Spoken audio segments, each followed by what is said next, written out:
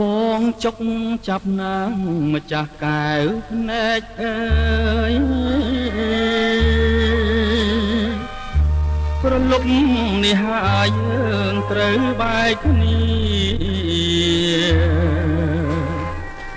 ផែនដីពុំបែកផ្លែងទុំវេរីហេតកចិត្តមៀផ្ដំទាវាសនា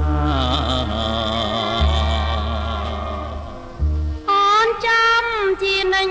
ពាក្យក្នុងរោងដីនឹងដឹងភ្នែកប្តីអោចកវាត្រទួងបាយមួយដុំបងតែងចែកគ្នាម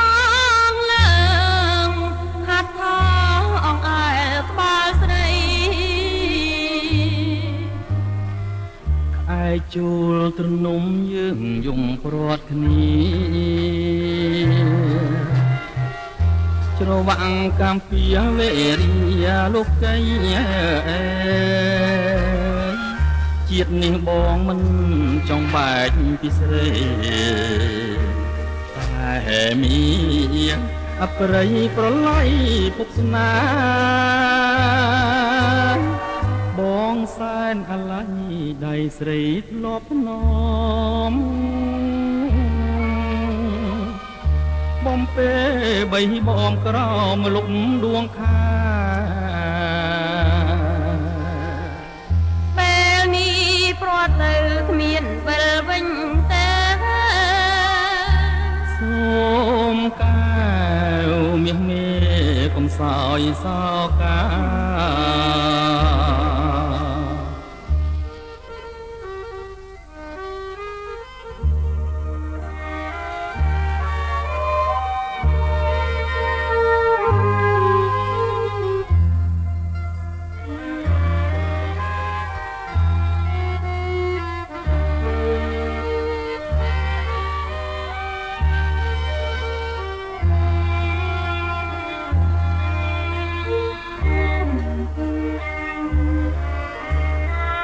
បងសែនអាឡ័យ